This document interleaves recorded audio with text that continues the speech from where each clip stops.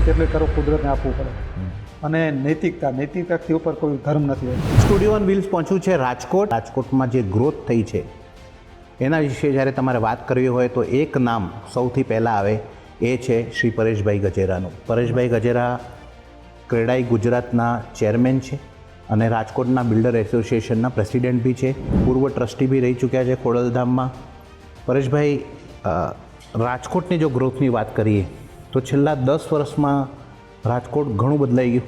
ઘણું બધું બદલાઈ ગયું અને ગ્રોથ, ઓલ ઓવર ગ્રોથ રાજકોટનો હું એવું માનું છું કે ખૂબ સારો થયો છે. ગવર્મેન્ટની પોલિસીઝ છે, કેન્દ્ર સરકારમાં મોદી સાહેબ પીએમ બન્યા એના બાદ ઘણા બધા એવા ઇન્ડસ્ટ્રી ફ્રેન્ડલી પોલિસીઝ આવી, એના કારણે આ શક્ય બન્યું છે. તો વાઇબ્રન્ટ સૌરાષ્ટ્રમાં જ્યારે આવ્યા હતા ગુજરાતમાં, ત્યારે એને રાજકોટથી એવું કીધું હતું કે રાજકોટ, મોરબી અને જામનગર આ 3 એક ત્રિકોણ થઈ રહ્યું છે. એ સમય છે, સહી સમય છે અહીંયા રોકાણ કરવા માટે. બિલ્ડિંગ લાઇન જે બિલ્ડર્સ છે એમના કેવી રીતે અહીંયા ઇન્ફ્રાસ્ટ્રક્ચર ડેવલપમેન્ટ કરી રહ્યા છે? બિલ્ડરો છે એ લોકોની જે રીતના જરૂરિયાત છે, જે રીતના લોકોની નીડ છે એ રીતના પારખી અને નવા પ્રોજેક્ટમાં બધું એ રીતના નવું પ્લાનિંગ સાથે લોકોને નવા પ્રોજેક્ટોમાં એ લોકો આપી રહ્યા છે. રાજકોટને આપ ક્યાં જુઓ છો? શું લેકિંગ અત્યારે આપને દેખાય છે કે આ વસ્તુ થાય ને તો રાજકોટને વધારે ફાયદો થાય? તો મલ્ટીનેશનલ કંપની જો સૌરાષ્ટ્રમાં હજી આવે તો 100% રાજકોટનો ગ્રોથ હજી આના કરતાં 10 ગણો વધે એવું મારું માનવું છે. સરદારધામ સાથે બી આપ જોડાયેલા છો. અહીંયા સરદારધામનું એક સારું મોટું કેન્દ્ર બની રહ્યું છે. કેવી એની ગ્રોથ છે? સરદારધામ ફક્ત 2 રિજન હારે ચાલે છે. અત્યારે છેલ્લા ઘણા સમયથી દીકરીઓના વિવાહથી લઈને સમાજના બંધારણથી લઈને આ બધા પ્રશ્નો આવ્યા છે. ક્યાંક ને ક્યાંક એવું લાગે છે કે એકવાર ફરી આપણી જે એન્શિયન્ટ પદ્ધતિ હતી, જે આપણા જૂના કુટુંબ વ્યવસ્થાપન જે હતું એના ઉપર લોકોને પાછું વળવું જોઈએ. વડીલોની જે કુટુંબ વ્યવસ્થા હતી, સમાજ વ્યવસ્થા હતી, એના હિસાબે પાટીદાર સમાજ અત્યારે ઉજવો છે. નમસ્કાર, સ્ટુડિયો ઓન વ્હીલ્સ પહોંચ્યું છે રાજકોટ અને જ્યારે તમે રાજકોટ આવો ત્યારે છેલ્લા 10 વર્ષમાં રાજકોટની જે દિશા બદલી છે, રાજકોટમાં જે ડેવલપમેન્ટ થયું છે, રાજકોટમાં જે ગ્રોથ થઈ છે એના વિશે જ્યારે તમારે વાત કરવી હોય તો એક નામ સૌથી પહેલાં આવે એ છે શ્રી પરેશભાઈ ગજેરાનું. પરેશભાઈ ગજેરાનું સ્વાગત છે. પરેશભાઈ ગજેરા ક્રેડાઈ ગુજરાતના ચેરમેન છે અને રાજકોટના બિલ્ડર એસોસિએશનના પ્રેસિડેન્ટ બી છે અને એક મોટા પાટીદાર આગેવાન બી છે. ઘણા બધી સંસ્થાઓમાં એમની સેવાઓ એમને આપી છે. પૂર્વ ટ્રસ્ટી બી રહી ચૂક્યા છે ખોડલધામમાં. પરેશભાઈ, રાજકોટની જો ગ્રોથની વાત કરીએ તો છેલ્લા 10 વર્ષમાં રાજકોટ ઘણું બદલાઈ ગયું. ઘણું બધું બદલાઈ ગયું અને ગ્રોથ, ઓલ ઓવર ગ્રોથ રાજકોટનો હું એવું માનું છું કે ખૂબ સારો થયો છે. આપ જુઓ તો કોઈ પણ સિટીની કોઈ પણ ઇન્ડસ્ટ્રી હોય ને એમ થાય કે મોરબી તો આપ જાઓ તો સિરામિક છે, જેતપુર જાઓ તો આપ સાડી ઉદ્યોગ છે, જામનગરમાં બ્રાસ પાર્ટ છે, પણ રાજકોટમાં મલ્ટિપલ ઇન્ડસ્ટ્રી છે. એટલે રાજકોટમાં ઓલ ઓવર 10,000થી વધારે ઇન્ડસ્ટ્રી અત્યારે ગ્રોથ કરી રહી છે. કોઈ ઇન્ડસ્ટ્રીનું જ્યારે 5 થી 7 કરોડથી ટર્નઓવરથી લઈ અને અહીંયા 5,000 કરોડના ટર્નઓવર સુધીની ઇન્ડસ્ટ્રી છે. તો રાજકોટમાં પ્લેનથી માંડી અને જે આપણા અંતરિક્ષમાં યાન મોકલી એના સ્પેર પાર્ટ પણ બનાવવાવાળી ઇન્ડસ્ટ્રી રાજકોટમાં છે. તો રાજકોટમાં ગ્રોથ છેલ્લા 10 થી 12 વર્ષમાં ખૂબ થઈ રહ્યો છે અને હજી લોકો નવી ઇન્ડસ્ટ્રી આખા વર્લ્ડમાં ફરીને, અત્યારે સપોઝ ચાઇના કોન્ટન ફેર ચાલે છે તો ત્યાં પણ ગયા હોય કે ભાઈ નવી ઇન્ડસ્ટ્રી આપણે કઈ લાવી શકીએ, અત્યારે બજારની જરૂરિયાત શું છે. તો આ બધું જોઈને નવી ઇન્ડસ્ટ્રી લેવા માટેથી રાજકોટના લોકો હંમેશા ઉત્સુક હોય છે અને નવું કંઈક ને કંઈક કરવા માટે રાજકોટના લોકો હંમેશા આગળ હોય છે. રાજકોટની જે ગ્રોથ થઈ છે એમાં મુખ્ય પરિબળ આપ શું જુઓ છો? કઈ રીતે લોકોની ઉદ્યોગ સાહસિકતા તો છે જ, પણ ઇન્ફ્રાસ્ટ્રક્ચર ડેવલપમેન્ટ છે, ગવર્મેન્ટની પોલિસીઝ છે, કેન્દ્ર સરકારમાં મોદી સાહેબ પીએમ બન્યા એના બાદ ઘણા બધા એવા ઇન્ડસ્ટ્રી ફ્રેન્ડલી પોલિસીઝ આવી, એના કારણે આ શક્ય બન્યું છે. ખાસ કરીને આપ જોશો તો મોદી સાહેબ પહેલું ઇલેક્શન એને લાઈફનું રાજકોટથી લડ્યા હતા અને રાજકોટથી ધારાસભ્ય થઈને ડાયરેક્ટ સીએમ બન્યા હતા. અને રાજકોટ ઉપર ને સૌરાષ્ટ્ર ઉપર હમણાં આપ જોશો તો વાઇબ્રન્ટ સૌરાષ્ટ્રમાં જ્યારે આવ્યા હતા ગુજરાતમાં, ત્યારે એને રાજકોટથી એવું કીધું હતું કે રાજકોટ, મોરબી અને જામનગર આ 3 એક ત્રિકોણ થઈ રહ્યું છે. એ સમય છે, સહી સમય છે અહીંયા રોકાણ કરવા માટેનો. બરાબર. તો જામનગરમાં આવડું મોટું આપ જુઓ તો રિલાયન્સનું ગ્રુપ હોય કે બ્રાસપાર ઉદ્યોગ હોય કે સૌરાષ્ટ્રમાં કોઈ પણ માણસને રોકાણ કરવું હોય તો એ સૌથી પહેલાં રાજકોટમાં કરતો હોય છે. સૌરાષ્ટ્રમાંથી કોઈ પણ માણસને શિફ્ટ થવું હોય કે ભાઈ મારે કોઈ મોટા સિટીમાં જવું છે તો એ રાજકોટમાં આવતો હોય છે. એના હિસાબે અહીંનું ઇન્ફ્રાસ્ટ્રક્ચર ડેવલપમેન્ટ ખૂબ સારું થયું. અહીંયા બિલ્ડરોની કામ કરવાની ક્વોલિટી એની પદ્ધતિ પણ ખૂબ સારી છે અને ટાઈમ લિમિટમાં પ્રોજેક્ટ આપવા અને કીધું એના કરતાં સારું વધારે આપવું એ પણ એક બિલ્ડરોની અહીંયા ખાસિયત રહી ચૂકી છે. એટલે રાજકોટનું ઓલ ઓવર ડેવલપમેન્ટ સૌરાષ્ટ્ર આધારિત છે, હું એવું માનું છું. આખું સૌરાષ્ટ્ર જેમ જેમ ગ્રોથ થતો ગયો એમ રાજકોટનો ગ્રોથ થતો ગયો અને રાજકોટનો ગ્રોથ જે ઉદ્યોગ સાહસિકો છે એને વધારે એના આભારી છે એવું માનું છું.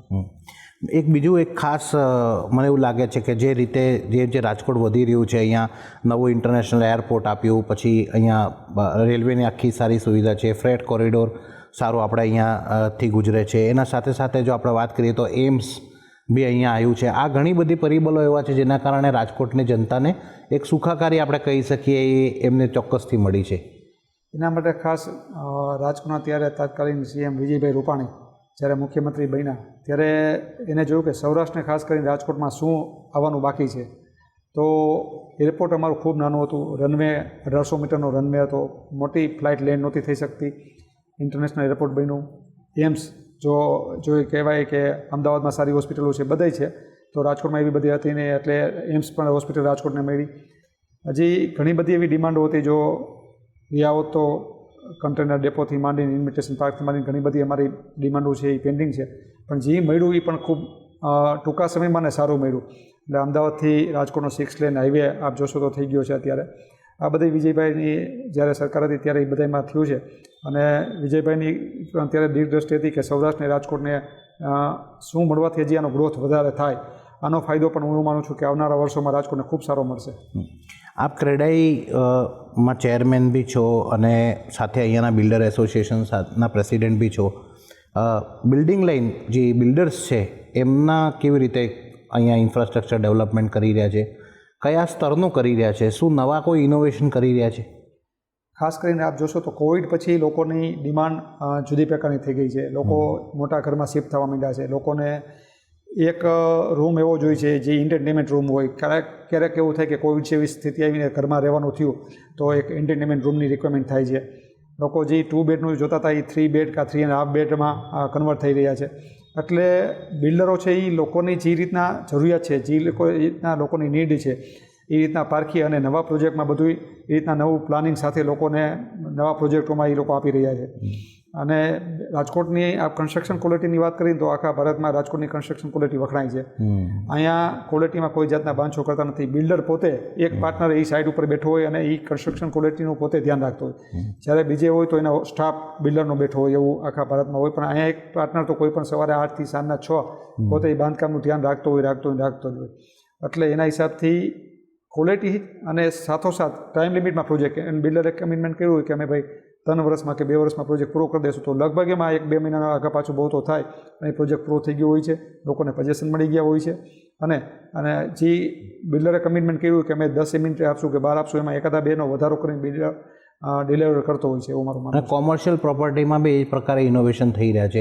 લાર્જ ઓફિસીસની સાથે પેન્ટ્રી, આ બધું ખૂબ સારો એક નવો ક્લાસ આવ્યો છે. 100% કોમર્શિયલ પ્રોપર્ટી આપણે વાત કરીએ તો આ પહેલો રિંગ રોડ છે, એમાં મેજોરિટી કોમર્શિયલ ટાવર બન્યા છે, પણ એમાં પણ લોકો એની ઓફિસીસથી માંડી અને હવે મેં આપને કીધું કોવિડ પછી લોકો પૈસા થોડાક વધારે ખર્ચવા માંડ્યા છે. ઓફિસ હોય, ઘર હોય, કારણ કે મેક્સિમમ સમય એ લોકોનો ત્યાં જવાનો છે. એટલે એ રીતના લોકો મોટા ઓફિસીસને મોટા ઘરની ડિમાન્ડ કરવા માંડ્યા છે. પરેશભાઈ, સામાજિક સંસ્થાઓ સાથે આપ જોડાયેલા છો, તે ઘણા સમયથી સામાજિક સંસ્કારો લોકોને અંદર જાય એના માટેનો ખૂબ પ્રયાસ થઈ રહ્યા છે. અને જ્યારે આપણે વાત કરીએ સંસ્કારોની, સામાજિક એકતાની, તો પાટીદાર સમાજ સૌથી પહેલાં આવે. અત્યારે છેલ્લા ઘણા સમયથી દીકરીઓના વિવાહથી લઈને સમાજના બંધારણથી લઈને આ બધા પ્રશ્નો આવ્યા છે. ક્યાંક ને ક્યાંક એવું લાગે છે કે એકવાર ફરી આપણી જે એન્શિયન્ટ પદ્ધતિ હતી, જે આપણા જૂના કુટુંબ વ્યવસ્થાપન જે હતું એના ઉપર લોકોને પાછું વળવું જોઈએ. આમ જુઓ તો વડીલોની કુટુંબ વ્યવસ્થા હતી, પાટીદાર સમાજની આપણે વાત કરું કે વડીલોની જે કુટુંબ વ્યવસ્થા હતી, સમાજ વ્યવસ્થા હતી, એના હિસાબે પાટીદાર સમાજ અત્યારે ઉજળો છે. વડીલોએ હંમેશા આપવાનું કીધું છે, માગવાનું નહીં. વડીલોએ હંમેશા કુટુંબ વ્યવસ્થા એટલે કુટુંબની હારે રહેવાનું શીખવાડાયું છે, એકલા નહીં. કે ભાઈ કુટુંબ 2 ભાઈ હોય, મમ્મી પપ્પા હોય તો બધા સંયુક્ત કુટુંબમાં રહીએ. અને એ સંયુક્ત કુટુંબના ઘણા બધા બેનિફિટ હતા અને છે હજી. અને એના સિવાય હું આપને કહું કે આવી કોવિડ જેવી સ્થિતિ આવે તો લોકો એવું કીધું કે સારા મિત્રો કે સારા પરિવારમાં લોકો હતા જેને સંબંધ હતા એ લોકો ફાવી ગયા એટલે કાંઈ પણ કોઈને બેડની જરૂર પડી, કોઈને રેમડેસિવિર ઇન્જેક્શનની જરૂર પડી તો ક્યાંક ને ક્યાંક કોન્ટેક્ટ થઈ ગયા. પણ જે લોકો ફક્ત ને ફક્ત સાવ એકલા રહેતા હતા એ લોકો કાં તો સ્ટ્રેસમાં અને કાં માનસિક ભાંગી ગયા અને આ હિસાબે એને ઘણી બધી તકલીફો થઈ ગઈ છે. તો પરિવાર હોય તો એક સહારો હોય, કુટુંબ વ્યવસ્થા હોય તો એક સહારો હોય. તો 100% કુટુંબ વ્યવસ્થા હોવી જ જોઈએ, પરિવાર વ્યવસ્થા હોવી જ જોઈએ. અને વડીલોએ જે બંધારણ સમાજ માટેથી વર્ષોથી બનાવેલું છે, જો એના ઉપર ચાલે તો એમાં સમાજ પણ સુખી થાય અને આજનું યંગસ્ટર પણ સુખી થાય એવું મારું માનવું છે. સરદાર ધામ સાથે બી આપ જોડાયેલા છો. અહીંયા સરદાર ધામનું એક સારું મોટું કેન્દ્ર બની રહ્યું છે. કેવી એની ગ્રોથ છે, કેવી રીતે ક્યાર સુધી પૂરું થઈ જશે, શું વિઝન શું છે સરદાર ધામનું? સરદાર ધામ ફક્ત 2 વિઝન હારે ચાલે છે. એક તો કોમ્પિટિટિવ એક્ઝામ આપી અને યુવાનોને ગવર્મેન્ટ જોબમાં જેને ઈચ્છા હોય ગવર્મેન્ટ જોબમાં જાય એના માટે થઈને બધી તૈયારી પૂરી પાડે છે. અને બીજું નવા બિઝનેસમેનો તૈયાર કરવા કે ભાઈ કોઈ નવો બિઝનેસમેન આવે છે તો એને ક્યાંથી સપોર્ટ મળશે, એને શું કરવું શું ન કરવું, તો એના માટે થઈને ગ્લોબલ પાટીદાર બિઝનેસ ઓર્ગેનાઇઝેશન ચલાવે છે સરદાર ધામ. એટલે આ 2 વિઝનથી સરદાર ધામ આગળ ચાલે છે. રાજકોટમાં 1000 દીકરા અને 1000 દીકરીઓ રહી શકે એવું હોસ્ટેલ બિલ્ડિંગ સાથે અને કોમ્પિટિટિવ એક્ઝામ ગવર્મેન્ટની આવે તો એની તૈયારીના ભાગરૂપે એક સમાજ સેતુ ભવન આમ કરીને 3-3.5 લાખ સ્ક્વેર ફૂટનું એક બાંધકામ રાજકોટમાં કન્સ્ટ્રક્શન કામ કરે છે સરદાર ધામ. હું એવું માનું છું કે 2-2.5 વર્ષમાં એ પૂરું થઈ જશે. રાજકોટ, બરોડા, સુરત અને અમદાવાદ આ 4 મુખ્ય સેન્ટર છે અત્યારે સરદાર ધામના, જ્યાં આ પ્રકારની એક્ટિવિટી ચાલુ છે અને આ પ્રકારના ભવનો પણ બનવા જઈ રહ્યા છે. ફલશ્રુતિની જો આપણે વાત કરીએ તો આપણે જ્યારે સરદાર ધામ બનાવ્યું હતું પહેલું અમદાવાદમાં, ત્યારે જે ધ્યેયથી બનાવ્યું હતું એ ધ્યેયની સિદ્ધિ થાય છે ખરી? જે રિઝલ્ટ મળે છે છોકરાઓને, જે આપણે સગવડ તો આપી પણ છોકરાઓએ રિઝલ્ટ લાવી શક્યા કે કેમ? 100% સગવડો આપી. ત્યાં અમારે 2 નિવૃત્ત IAS 3 GS અધિકારી સેવા આપી રહ્યા છે અને અત્યારે લગીમાં હું માનું છું કે 5400થી વધારે દીકરા દીકરીઓ કોમ્પિટિટિવ જોબમાં એક્ઝામ આપીને ગવર્મેન્ટ જોબમાં સર્વિસ કરી રહ્યા છે. એટલે 100% અત્યારે બાળકોને પણ એવો ઉત્સાહ છે અને જે અમારી વ્યવસ્થા છે એ ગવર્મેન્ટમાં જે વ્યવસ્થા હોય એ પ્રકારની વ્યવસ્થા છે બધી. એટલે લોકોને જે જ્યાં ટ્રેનિંગ આપે છે એને ખબર છે કે કેવી રીતના ટ્રેનિંગ આપી, કેવી રીતના છોકરાઓને તૈયાર કરવા. અને બાળકોમાં એક ભૂખ છે કે ભાઈને અમારે આ એક્ઝામ ક્લિયર કરવી છે. અને બાળકો પાછું એવું નથી કે ગવર્મેન્ટ જોબમાં લાગી ગયા પછી પણ નવી કોઈ ભરતી આવે એનાથી ઉપલા અધિકારીની, તો એમાં પણ એક્ઝામ આપી અને એમાં પણ મહેનત કરતા રહીએ છીએ. આગામી સમયમાં રાજકોટને આપ ક્યાં જુઓ છો? શું લેકિંગ અત્યારે આપને દેખાય છે કે આ વસ્તુ થાય ને તો રાજકોટને વધારે ફાયદો થાય? પોલિસીના અંદર, ગવર્મેન્ટના સપોર્ટની અંદર અને અહીંયા જે બાકીનું વસ્તુ છે એમાં આપની દીર્ઘ દ્રષ્ટિ શું કહે છે રાજકોટના મોટા ગ્રોથ માટે? સાહેબ, હમણાં એક સર્વે આવ્યો હતો, એમાં ફાસ્ટ એન્ડ ગ્રોઈંગ સિટીમાં આખા ઇન્ડિયામાં રાજકોટ 7મા નંબર ઉપર છે. પહેલા નંબર ઉપર સુરત છે. તો ગુજરાતના 2 સિટી છે જે એકદમ ફાસ્ટ ગ્રો કરે છે. હવે ગવર્મેન્ટની પોલિસી સાથે હું એવું માનું છું કે મલ્ટીનેશનલ કંપની જો રાજકોટને કોઈ પણ આવે, અમદાવાદની આજુબાજુમાં સાણંદમાં મેજોરિટી કંપની અમદાવાદની આજુબાજુમાં અત્યારે આવી રહી છે. જો સૌરાષ્ટ્રમાં એ કંપની આવે, જેમ રિલાયન્સ આવવાથી આખું જામનગર ડિસ્ટ્રિક્ટ એક ગ્રોથ થઈ ગયું, આવી કોઈ કંપની રાજકોટ હોય, અમરેલી હોય, જુનાગઢ હોય, તો આવા સિટીમાં જો એ કંપનીઓ આવે તો એક કંપની, મોટી કંપની પણ આખા જિલ્લા ગ્રો કરતા હોય છે અને હજારો લોકોને રોજગારી મળે. એની નીચે વેન્ડરો એટલા બધા આવે તો એ વેન્ડરોથી રાજકોટની જે ઇન્ડસ્ટ્રી છે નાની નાની એને ખૂબ મોટો બેનિફિટ થાય. તો મલ્ટીનેશનલ કંપની જો સૌરાષ્ટ્રમાં હજી આવે તો 100% રાજકોટનો ગ્રોથ હજી આના કરતાં 10 ગણો વધે એવું મારું માનવું છે. પરેશભાઈ, આપે બી જિંદગીમાં બહુ સંઘર્ષ કરીને સફળતા મેળવી છે. એવા કયા પરિબળ છે જેના ઉપર આપને ભરોસો છે? એવા સિદ્ધાંતો કયા આપના જીવનમાં છે જેની સાથે આપ ક્યારેય બાંધછોડ નથી કરતા? એક તો આપણી મહેનત, કે મહેનત હું હંમેશા એવું કરું છું કે મહેનત એટલે કરો, કુદરતને આપવું પડે. અને નૈતિકતાથી ઉપર કોઈ ધર્મ નથી હોતો. આપણે જોઈ કે ભારતમાં ઘણા બધા ધર્મ છે, ઘણી બધી રીતિ રિવાજ છે, પણ માનસિક સ્ટ્રેસ પણ એટલો જ છે. પણ જો તમે નૈતિકતાથી ચાલો તો તમને માનસિક સ્ટ્રેસ ઓછો આવશે. ખોટું ઓછું બોલો, લોકોને ખોટા નડો નહીં. તમે તમારી લીટી મોટી કરો, બીજાની લીટી નાની ના કરો. ઘણી બધા એવા પરિબળો છે જે તમને ડેવલપ કરવા, આગળ વધારવા. હા, થોડીક મુશ્કેલી અત્યારે આવશે પણ ભવિષ્ય તમારું ખૂબ સારું રહેશે. અને બને ત્યાં લગી ખોટું ન બોલો ને લોકોને કોઈને નડો નહીં ને એનાથી મોટો ધર્મ હું એવું માનું છું નથી દુનિયામાં ક્યાંય. અત્યારના જેવા નવા ઉદ્યોગ સાહસિક ઊભા થાય છે, સ્ટાર્ટઅપ કરે છે, એન્ટરપ્રેનર ચાલે છે, એમાં 2 સૌથી મોટી એક ઇસ્યુ આવે છે. એક કે એ લોકોને પાસે ધૈર્ય નથી એટલે શોર્ટકટ અપનાવવા જાય છે, અને બીજું એ કે ગમે તે કરીને સફળતા જ મેળવી છે, ક્યારેક ફેલ્યોર આવે તો એ અધવચ્ચે છોડી દે છે. એમના માટે શું સંદેશો છે આપનો? ખાસ કરીને હું એવું માનું છું કે ટૂંક સમયમાં કંઈ મળવાનું નથી. એક્ઝામ્પલ 2-4 હોઈ શકે, એ સોશિયલ મીડિયામાં આવતા હોય છે કે ફલાણા ભાઈએ સ્ટાર્ટઅપ કર્યું અને આટલા વર્ષમાં આટલા કરોડની કંપની બનાવી નાખી, ફલાણા ભાઈએ આ કર્યું. હવે એ લાખો કરોડો કેસમાં એકાદો કેસ થાય, 2 કેસ થાય, 5 કેસ થાય, તો ધીરજ રાખવી પડે. જેમાંથી એમાં મૈથા રહેવું પડે. હું એક બિઝનેસમાં છું, હું હમણાં ગયો તો PBNમાં લેક્ચર આપવા. મેં કીધું તમે જે બિઝનેસમાં છો એમાં એને સમય આપજો. તમે સમય જેટલો આપશો એને, તમે કરેલું ક્યાંય ફુગટ જતું નથી, તમને એક સાથે એક હારે રિટર્ન આપશે. મેં ક્યારેક કોઈકને પૂછ્યું, મેં જ્યારે હું ફૂલનો બિઝનેસ કરતો, ઘરે ઘરે ફૂલના પડા દેવા જતો, મહેનત સવારથી સાંજ બહુ કરતો, ત્યારે મને એટલું નહોતું મળતું જેટલું મને અત્યારે મળે. મને એને એવું કીધું કે કુદરતે ત્યારે તારું જમા કર્યું, એ જમા કર્યું ને એ અત્યારે રિટર્ન ભાગરૂપે, એટલે કરેલું કુદરતે ને ક્યારેક એક હારે આપશે તમને. પણ તમે જો નૈતિકતાથી તમે તમારા બિઝનેસમાં લાયગા રહેશો તો, જો તમને એમ થાય કે 1 વર્ષ 2 વર્ષ કર્યું ને તમને એમ થાય કે આમાં કાંઈ નથી, વળી 2 વર્ષ બીજું ને વળી 2 વર્ષ બીજું, તો ક્યાંય કોઈ વસ્તુ એવું નથી કે તમારે વર્ષ 2 વર્ષમાં થઈ જવાની છે. 3-4-5 વર્ષ તો મિનિમમ તમારે એને આરોએ આવતા લાગે, એ બિઝનેસને તમને સમજતા લાગે, એ બિઝનેસને તમને જાણતા લાગે, અને પછી તમારો ગ્રોથ આગળ થાય. એટલે એક જગ્યાએ જો આજના યુવા પેઢી જો લાયગા રહીએ અને નૈતિકતાથી, એવું નથી કે કાલે જ મળી જવાનું છે, બીજાને મળ્યું એનું ભાગનું એ લઈ ગયા, પણ આપણી કેટલું આપણને મળવાનું છે, કેમ મળવાનું છે, એ કુદરતે નક્કી કરેલું છે, પણ આપણી મહેનત આપણી રીતે કરતી રહેવી જોઈએ. પણ જે ફેલ્યોરથી ગભરાઈ જાય છે, છોડી દે છે, અને ખાસ કરીને અત્યારે એક્ઝામના રિઝલ્ટ બી આવવાના છે, 10મા ને 12માના, ઘણા બધા દાખલા એવા બને છે કે નાના છોકરાઓ સુસાઇડ કરી લે કે મારા નંબર ઓછા આવ્યા, કે ઘરના લોકોને ઠપકો આપે. તો 10મા અને 12મામાં જીવન પૂરું થતું નથી. ઘણા બધા લોકો આપણે જોયા છે કે 10મા 12મામાં 10 વાર ફેલ થયા પણ એક દિવસ મોટા આદમી બન્યા છે. સાહેબ, હું પોતે SSCમાં 3 ટ્રાય પાસ થયો હતો.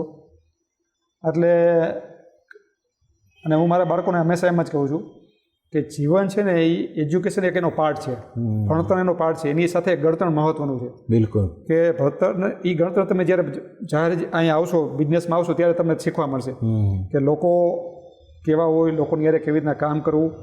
મારા જાહેર જીવનમાં એવું પણ એસોસિએશનમાં એવું શીખવાડું છું કે અધિકારી કેવી રીતના કામ કરવું, રાજકીય લોકો સાથે કેવી રીતના કામ, આ બધું ગણતર છે.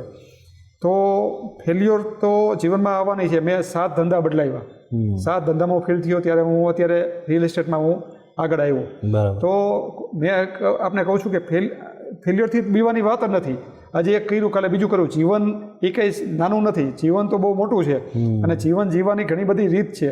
તો કોઈ તમે એજ્યુકેશનમાં ક્યાંય ફેલ થયા તો ઉપાધિ કરવાની જરૂર નથી, બિઝનેસમાં ક્યાંય ફેલ થયા તો ઉપાધિ કરવાની જરૂર નથી.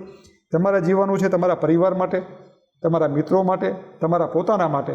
અને એ ડિસિઝન તમારી એક પરીક્ષા તમારી એ ડિસિઝનનું લે કે તમે જીવશો કે નહીં, કે એક બિઝનેસ તમારો એ ડિસિઝનનું લે કે એ ડિસિઝન તમારે લેવાનું છે. મારે જીવવું છે, મારે મોતથી જીવવું છે, આનંદથી જીવવું છે. અને હા, ફેલિયર હું થઈશ પણ પાછો હું મહેનત કરીશ, ક્યાંક હું સક્સેસ થઈશ, અને એક વખત હું સક્સેસ થઈને બતાવીશ. એ વખત હું ફેલ થયો, હું 7 વખત જુદા જુદા બિઝનેસમાં ફેલ થયો, પણ હું સક્સેસ થઈને મેં બતાવ્યું. તો તમારું આત્મબળ હોય ને એ એક મજબૂત હોવું જોઈએ કે ના, મારે આ કરવું છે, આજે નહીં તો હું કાલે આ કરીને જ બતાવીશ. તમારા લાઈફમાં માતાજી પિતાજીના જે સંસ્કાર હતા એનો કેટલો મોટો રોલ ગણી શકે? હું એવું માનું છું એના રોલના હિસાબે જ અમે ટેકા છીએ. નાનપણથી જ મારા ફાધર ખેડૂત, 12 વીઘા મારે જમીન, અને મારા ફાધરે હંમેશા એવું જ કીધું છે કે ભાઈ તમે જ્યાં જાઓ ત્યાં નૈતિકતાથી આવજો, ખોટું કરતા નહીં, ખોટું કોઈનું લેતા નહીં, જે મળે એ કુદરતે જે રીતના તમને આપે એ રીતના જ લેજો. તો આ બધા સંસ્કાર મા બાપના છે, એ અમે જીવનમાં ઉતાર્યા છે, એના હિસાબે તો મેં છીએ, અને સંપૂર્ણ ક્રેડિટ મારા મા બાપને જ જાય છે. અત્યારે હું જ્યાં છું, જે રીતના મારો વ્યવહાર છે, કે રાજકોટમાં કે સૌરાષ્ટ્રમાં કે મારું જે નામ છે, સાહેબ અહીંયા પ્રોપર્ટીનો તમે બિઝનેસ કરતા હોય એટલે ક્યાંક ને ક્યાંક તો બદનામ થયા જ હોય. 100%. મારા મા બાપની આશીર્વાદ ને ઉપરવાળાની દયાથી અમે હજી લગીનમાં કોઈ ગવર્મેન્ટ કે પ્રાઇવેટ લોચાવાળી પ્રોપર્ટી નથી રાખતા, અને હંમેશા સારી રીતના કામ ધંધો કરીએ છીએ. તો પરેશભાઈની જે વાત છે એ અગત્યની વાત છે કે જો તમારે સફળ થવું હોય તો તમે નૈતિકતા સાથે ક્યારેય બાંધછોડ ના કરો, શોર્ટકમ અપનાવો નહીં. જીવનમાં ફેલ્યોર એ અસફળતા નથી, બલ્કિ શીખવાનો એક નવો સ્ટેપ છે. એ શીખો અને ભગવાન ઉપર અને માતા પિતાના સંસ્કાર ઉપર વિશ્વાસ રાખો તો 100% તમારો ઉદ્ધાર થશે. આ એક સારો મેસેજ છે એન્ટરપ્રેનર માટે, નવા યુથ માટે, કારણ કે આ દેશને જો વિકસિત ભારત બનવું હોય તો આના યુથને ઊભું થવું પડશે અને યુથને નૈતિકતાનો પાઠ ભણાવવો ખૂબ જરૂરી છે. કારણ કે આપણા દેશના સંસ્કાર અને નૈતિકતા એમના અંદર હશે, નિષ્ઠા હશે અને હાર્ડવર્ક હશે તો આ દેશને વિકસિત ભારત બનાવવાથી કોઈ ના રોકી શકે. ખૂબ ખૂબ ધન્યવાદ.